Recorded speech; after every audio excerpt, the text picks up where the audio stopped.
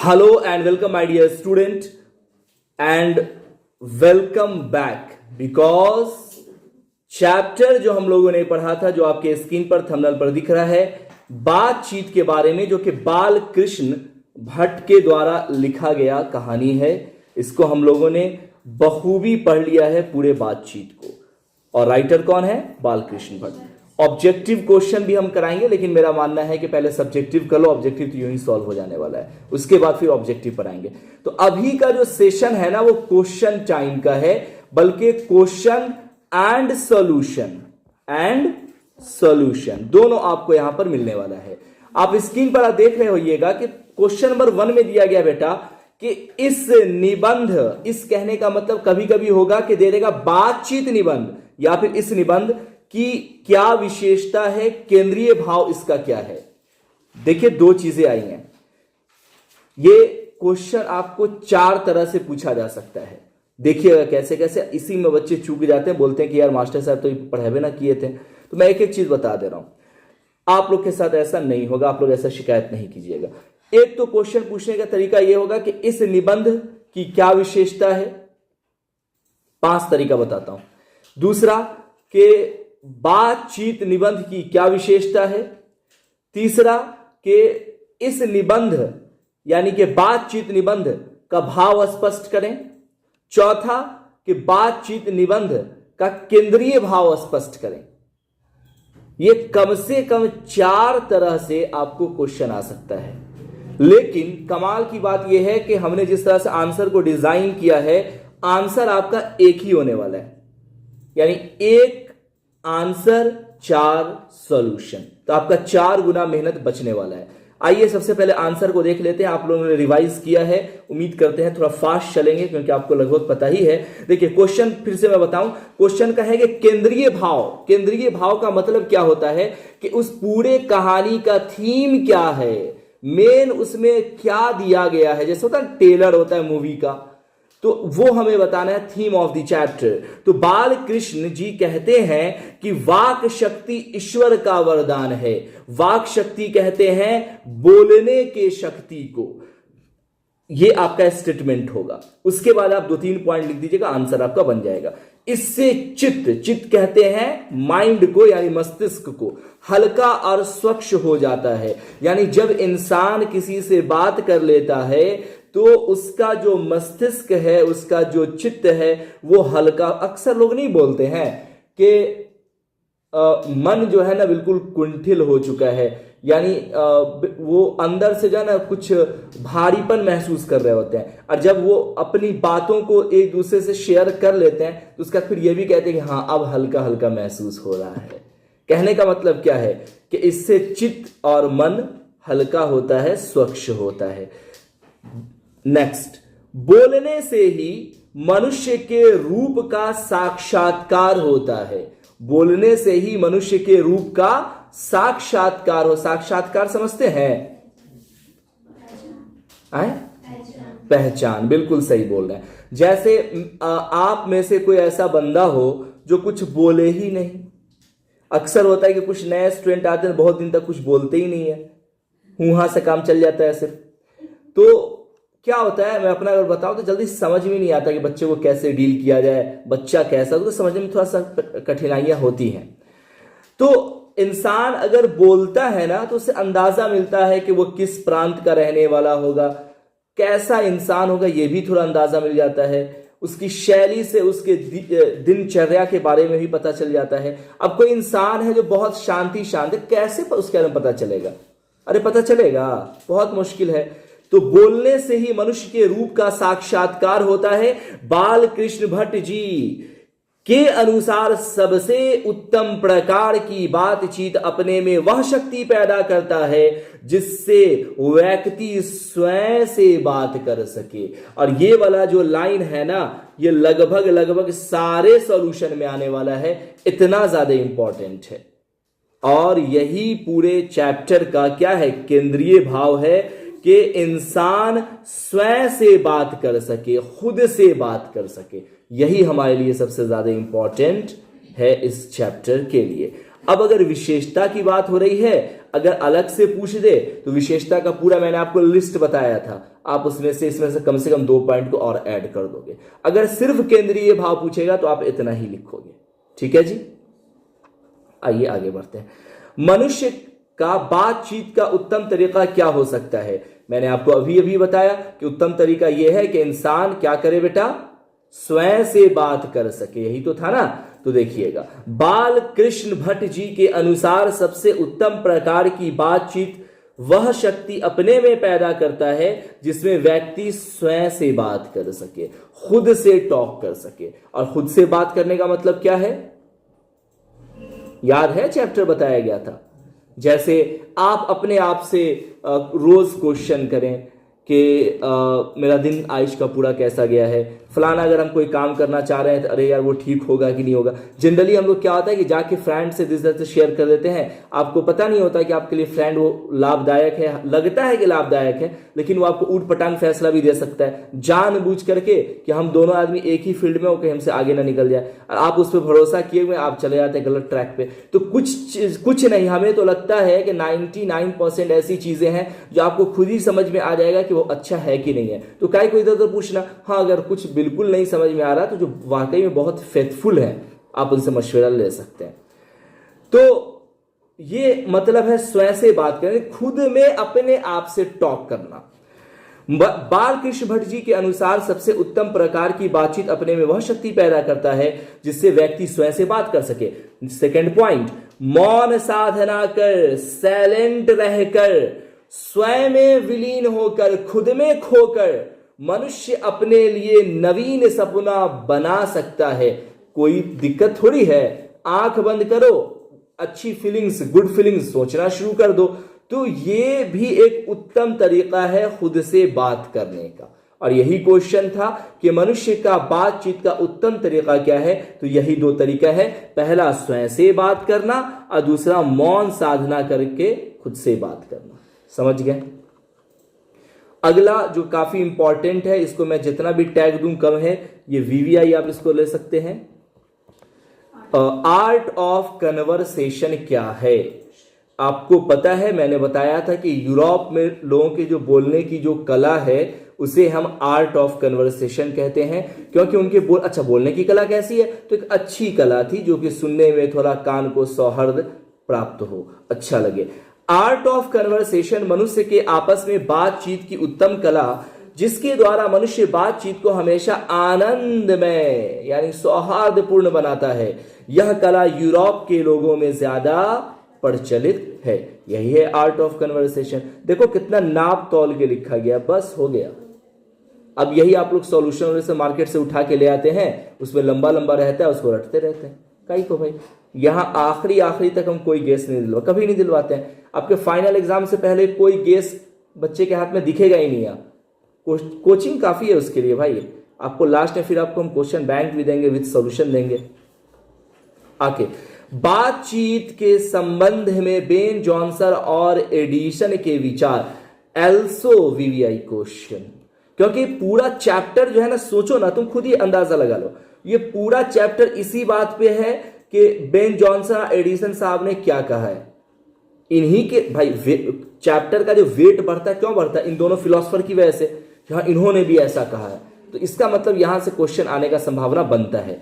तो देखिए बेंसन साहब ने क्या कहा था कि इन्होंने कहा कि मनुष्य जो मन जो है ना, मन का साक्षात्कार तभी होता है जब वो बोलता है, और वास्तव में जब तक मनुष्य बोलता नहीं तब तक उसका गुण दोष प्रकट होता नहीं है। और एडिशन साहब ने कहा था कि जब 2 आदमी आपस में जब बातचीत करते हैं, एडिशन के अनुसार असल बातचीत केवल 2 व्यक्तियों की है। सबसे पहला तो बात यह है 2 व्यक्तियों के बीच, क्योंकि जहां तीसरा कोई व्यक्ति आएगा तो क्या होगा? जैसे आप 2 आदमी बात करें, कोई तीसरा आता है तो उसके बाद क्या करते हैं? बातचीत को तो जारी रखते हैं लेकिन टॉपिक चेंज कर देते हैं। बस ऐसा लगता है कि बस हमें फॉर्मेलिटी करना है, और उसके बाद गोल मोल करके फिर हंसी मजाक शुरू हो जाता है। तो लेकिन 2 के बीच में जो बात होता है ना, वो एकदम अच्छे से होता है। स्वयं में बात करना उत्तम है, नो डाउट, लेकिन 2 में देखो, हर आदमी स्वयं से बात कर सके तो यही टफ है, वो एक हायर पीक लेवल है। अब आपको ऐसा लगेगा कि हम पागल तो नहीं खुद से बात कर रहे हैं, वो बहुत पीक लेवल है, लेवल के बाद जाने के बाद आपको ये चीज़ समझ में आएगी। लेकिन फिलहाल इतना है कि जो हर आदमी कर सकता है कि दो आदमी की बातचीत अच्छी होती है, आप लोग भी जानते हैं। इसी मैंने एग्जाम्पल दिया था प्रेमी प्रेमिका का, कि इसीलिए अच्छे से बात हो पाती है कि दो इंसान होता है, कोई तीसरा नहीं होता। हवा को नहीं घुसने देता, मोबाइल को ऐसे चिपकाए रहती है, सब पूछिए मत, तो तीसरा आवे कौन बीच में? हम मतलब एक से एक सीन सब देखे मत पूछ। चादर में घुस घुस के लोग बात करता है, एक ही रूम में और भी लोग हैं, पता नहीं ऐसा बात भाई साहब, हम तो दंग रह गए। अभी हम बताए थे कुछ वक्त पहले, हम गए थे एक प्रोग्राम में, पार्टी उटी था, तो मेरी बाकी बहन लोग बोल रही थी, खड़ी बहन सब, कि नहीं भैया वो अभी जगी होगी। एक ही रूम में हम लोग, हम बोले कि क्या बात कर रहे हैं, तो इशारे के हम बोले कि कैसे पहुंचे, थोड़ा सा भी दबा जाएगा बे, इतना ही दूरी था बस, यहाँ बेड है, यहाँ इधर हम लोग बैठे हैं। हम इशारा किए कि एक काम करो, तेजी से जो है ऊपर से चादर को हटा दो। हटाई तो हम देखे कैसे चिपका हुआ है मोबाइल। बोले अरे बाप रे यार, साला इतना टैलेंट तो हमें नहीं है भाई, तो गजब का टैलेंट देखने को मिला। असला उधर का छोरा जो रहा होगा, सोचिए कितना, वो भी उसका कान था कि क्या था कि उसको इतना धीरे आदमी बोल रहा है फिर भी सुनाई दे रहा था। कमाल है। तो हमको पता चला कि वाकई में हमसे भी तेज लोग दुनिया में है। तब आगे देखिए, तो बातचीत के संबंध में बेन जॉनसन साहब का एक तो पहला मत ये था कि बोलने से मनुष्य का साक्षात्कार होता है, और एडिसन साहब ने कहा कि दो लोगों की बातचीत सबसे बेहतर मानी जाएगी। अर्थात जब दो आदमी होते हैं तभी अपने दिल की बात एक दूसरे के सामने खोल पाते हैं।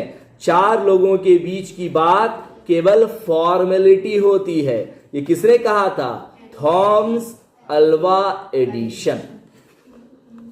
यही आदमी पे तो समझो पूरा चैप्टर में जान आ गया है। व्याख्या करें, कर लीजिएगा, देखिए क्या कह रहा है, और काफी इंपॉर्टेंट है और काफी टफ है। इस चैप्टर में सबसे ज्यादा यही होता है आपको एक्सप्लेन करने में, लेकिन बहुत आसान में बताऊंगा, बिलीव मी। अभी के बाद से आपको आसान लगना शुरू हो जाए कुछ मिनट में। देखिए क्या दिया गया है। हमारी भीतरी मनोवृत्ति प्रतिक्षण नए नए रंग दिखाती है। वह परम पिता पंचात्मक संसार का एक बड़ा भारी आईना है, ठीक है ना, जिसमें जैसे चाहो वैसे सूरत देख लेना, कोई दुर्घट बात नहीं। आईना से खुद से बात करनी, मतलब आईना में खुद को देख कर खुद से बात करने के लिए, ये बोला। अच्छा, क्या है? देखिए कुछ ऐसा ही है। पढ़ाया गया था आप लोग को, प्रसंग भी मैंने दिया था। हमारी भीतरी मनोवृत्ति, हमारे अंदर की जो बातें हैं, प्रतीक्षण इंतजार नए नए रंग दिखाती है। हर कुछ वक्त के बाद इंतजार नए नए रंग दिखाती। वह परम पिता प्रपंचात्मक संसार का बड़ा भारी आईना है। यानी हर इंसान के अंदर की जो फीलिंग्स है ना, वो सबसे उत्तम होता है। आपको कोई जाने चाहे ना जाने, खुद में आप अपने आप को 100% जान रहे होइएगा, ये तो खैर ट्रुथ होगा। और ऐसा ही होता है, जैसे आप चोरी चमारी कर रहे हैं या कोई गलत काम कर रहे हैं, दुनिया को नहीं पता, लेकिन खुद में पूछ के देखो तो पता चल जाएगा कि आप क्या हो। जैसे एक आईना हमेशा सत्य को ही दिखाता है। आप कभी फेस को देख रहे हैं, बार में थोड़ी सी काली हो गई हूं, काली हो गई नहीं, असल में काली है तू, ठीक है। तो आईना जो है ना, ओरिजिनलिटी को, उसी तरह से हर इंसान का जो अंदर का जो प्रपंचात्मक संसार होता है, वो रियलिटी को शो करता है, जिसमें चाहे जैसे सूरत हो देख लेना, कोई दुर्घट यानी कोई मुश्किल बात नहीं। ये तो मैंने लफ्जी मीनिंग बताया। आइए अब आपको इसका ट्रांसलेशन बताता हूं, बड़े आसान में दिया गया। देखिए सबसे पहले स्टेटमेंट लिखोगे 5 नंबर का, इसलिए इतना लिखना पड़ेगा। नाप तौल के इसमें से कुछ भी माइनस करोगे नंबर कट जाएगा, बहुत नाप तौल के मैंने दिया है। देखिएगा, प्रस्तुत पंक्ति के माध्यम से, जिन्होंने नोट्स में जिनके नहीं है वो लिखना मत कोशिश करें, आप लिखने में रह जाएंगे, समझ नहीं पाएंगे। मैं डाल दूंगा यूट्यूब पर, वहां से ले लीजिएगा। जो नहीं है वो डाल देंगे, पूरा नहीं डालेंगे। प्रस्तुत पंक्ति के माध्यम से आप लोग सिर्फ कीजिएगा ये कि इसको थोड़ा शेयर और कर, व्यूज कम आता है करोगे, डालने का मन नहीं करता है, तो फ्रेंड सर्किल में और ग्रुप में इसको शेयर कीजिएगा लिंक को। प्रस्तुत पंक्ति के माध्यम से निबंधकार ने मनुष्य के भीतरी छुपी हुई प्रतिभा को रेखांकित करने का सार्थक प्रयास किया है। यही ना बात है उसमें कि अंदर की मनोवृत्ति को उजागर किया है राइटर ने। तो इस बात को स्टेटमेंट में लिखेंगे, ये कि सबसे बेहतरीन तरीका है आंसर लिखने का। उसके बाद आप यहां से उसका जो कहने का जो अर्थ है उसका एक्सप्लेनेशन देंगे। निबंधकार के अनुसार मनुष्य के भीतरी मनोवृत्ति रहस्यों का गर्भ गृह है। निबंधकार के अनुसार मनुष्य के भीतरी मनोवृत्ति रहस्य का गर्भ कौन है? गर्भगृह है। यानी नहीं समझ में आ रही है बात। निबंधकार के अनुसार यानी इसके जो राइटर्स हैं उनके अनुसार मनुष्य के भीतरी मनोवृत्ति यानी अंदर की जो बातें हैं, मनोवृत्ति रहस्य का गर्भगृह है जिसमें एक पहेली नुमा संसार को स्वयं में प्रतिबिंबित किया जा सकता है। यानी इंसान के अंदर के अच्छे या बुरे होने की जो भी कैफियत है उसको इंसान खुद में ही बड़े अच्छे से, प्रतिबिंब का मतलब शैडो के रूप में देख सकता है। जैसे हर इंसान का शैडो उसी की तरह होता है। तो अगर आप अपने अंदर की चीजों को अपने अच्छाई या बुराई को अगर जानना चाहते हैं तो आप अपने अंदर के मनोवृत्ति में देखें, दैट मीन अपने मन के आईने में देखें स्पष्ट प्रतिबिंब, यानी कि स्पष्ट बोलो ना यार, सूचना मिल जाएगी, खबर मिल जाएगी, जो कह लो। वास्तव में मनुष्य की भीतरी मनोवृत्ति चलचित्र के समान है कि नहीं? आप सोचना शुरू करो कि आपने अब तक कौन कौन अच्छे काम किए। आपको ऐसा लगेगा कि माइंड जो है ना वो एलईडी स्क्रीन है, एक एक करके आपको आ रहा है, हाँ ये मैंने अच्छा किया था, क्या बुरा किया था, हाँ फलाना ये मैंने बुरा, पूरा आपको एलईडी स्क्रीन की तरह एक एक आपके रेटिना जो प्लेट पर वो आता रहता है। ये असल में कहाँ रहा है? लोग क्या बोलते हैं कि दिल में तुम्हारी तस्वीर है। आ तो रहा दिमाग में लेकिन बोल रहे हैं दिल में है, ऐसा लग रहा है कि दिल से देख रहे हैं। तो इसीलिए राइटर ने भी कुछ ऐसा ही कहा मनोवृत्ति के बारे में। तो वास्तव में मनुष्य के भीतरी मनोवृत्ति चलचित्र के समान नए नए चित्र मानस पटल, यही रेटिना की बात हो रही है, मानस पटल पर अंकित करती है। जिस प्रकार आईना में वास्तविक सूरत देखी जा सकती है, यह मनोवृत्ति आत्मा का सजीव दर्पण है, या फिर वही सजीव दर्पण है। कहने का मतलब यह है कि हर इंसान अपने मन के आईने में खुद की तस्वीर को देख सकता है। ठीक है, इन शॉर्ट कहने का यही मतलब है। 5 नंबर का है जो थोड़ा आपको इस तरह से स्टेप वाइज लिखना होगा।